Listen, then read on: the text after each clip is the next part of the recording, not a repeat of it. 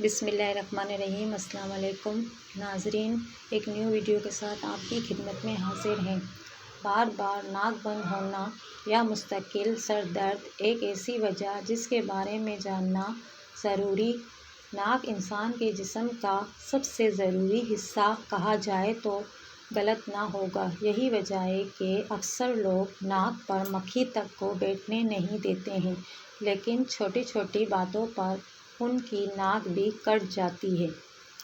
ناک پر موسموں کے اثرات۔ عام طور پر موسم کی معمولی سی تبدیلی کے اثرات اس ناک ہی کے ذریعے انسان کے جسم میں داخل ہوتے ہیں۔ موسم ٹھنڈا ہوا تو ٹھنڈی ہوا جسم میں داخل ہو گئی، اور موسم گرم ہوا تب بھی ایسا ہی ہوتا ہے۔ اس کے علاوہ بیرونی آلودگی کے اثرات بھی سانس ہی کے ذریعے انسان کے جسم میں داخل ہوتے ہیں۔ یہی وجہ ہے کہ اکثر لوگوں کو جیسے ہی موسم تبدیل ہوتا ہے، ناک کا بند ہو جانا اور نزلہ زکام اور سر درد کی شکایت عام ہو جاتی ہے، جس کا ایک بڑا سبب ناک کے غدود کا بڑھ جانا بھی ہوتا ہے۔ ناک کے غدود کا بڑھ جانا۔ اکثر افراد بار بار نزلہ زکام اور ناک کے بند ہونے کے مسائل کا سامنا کرتے ہیں، اور اس کے لیے ڈاکٹری تشخیص کے مطابق ان کے ناک کا گوشت یا غدود کا بڑھ جانا ہوتا ہے۔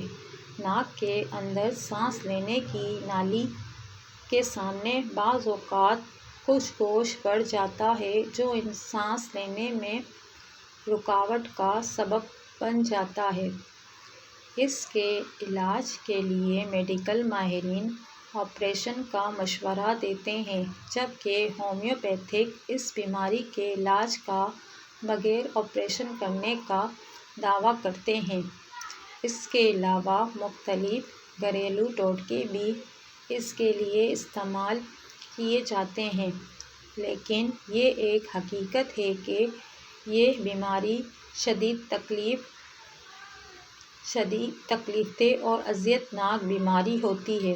اس کا شکار فرد ہر وقت سر درد، سانس لینے میں دشواری اور نزلہ زکام کا سامنا کرتا رہتا ہے۔